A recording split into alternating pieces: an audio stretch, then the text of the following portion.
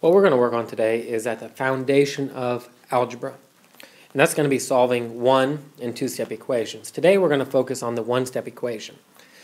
Looking at number one, my goal is always to get the variable by itself. In this case, my variable is x. So what I'm going to try to do is I'm going to try to move the other stuff on the same side of the equation as x away from it. So I know that my equal sign, that's what divides my equation in half. So on one side I've got x plus 5, and on the other side I've got 15. Now what I want to do is I want to get rid of the plus 5. So I'm going to use my inverse order of operations. So I'm going to use my GEMDAS backwards. So I look over here and I say I was adding 5. So I need to do the opposite. I need to subtract 5. Now what ends up happening with the adding subtract 5, that becomes a 0. So my x drops down all by itself, equals.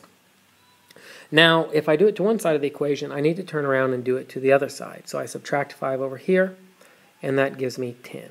So my answer is x equals 10. Now what I'd like you to do is look at 1a. X plus 8 equals 13.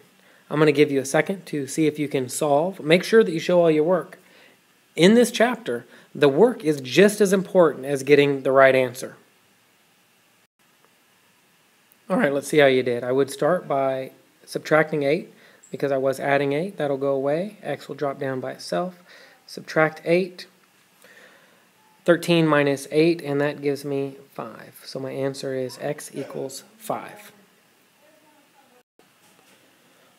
Next, number 2. I'm doing the same kind of thing, only now when I look at it, I've got x minus 15 equals 3. So I always start on the side with my variable, which is x, and I need to do the opposite. So if I was subtracting 15, I now need to add 15 to both sides of my equation. Adding 15 gets that to cross off, become a 0. So my x drops down all by itself. If I do it to one side of the equation, I need to do it to the other. So 3 plus 15, and that gives me 18.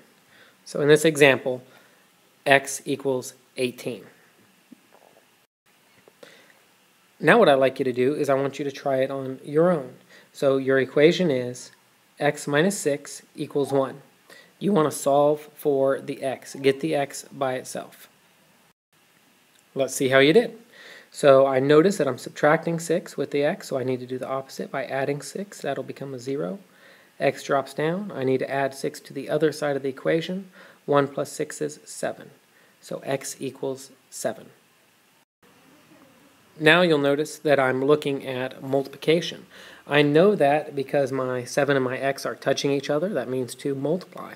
So I need to do the opposite. So I will divide by 7. Now notice I have a 7 on top and a 7 on bottom, so those will cross off. 7 drops down. I divide this side by 7. 21 divided by 7 gives me 3. So x equals 3. Your turn.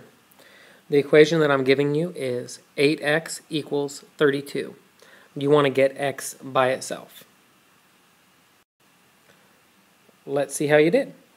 So what you should have done is notice that the 8 and the x are touching, which means that you need to divide because they were being multiplied. The 8's cross off, so x drops down by itself, equals. Now I need to divide this side by 8. 32 divided by 8 gives me 4. So x equals 4.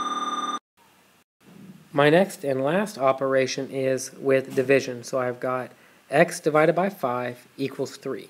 So I need to do the inverse again here. So what I will do is I will start by, instead of dividing by 3, or dividing by 5, I'm going to times by 5.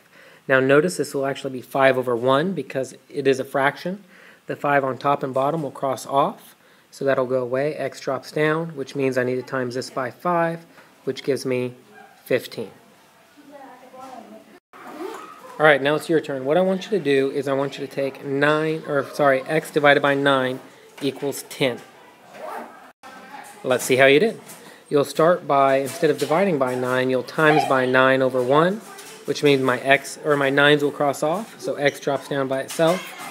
Now I'm going to times the other side by 9. 10 times 9 is 90, so x equals 90.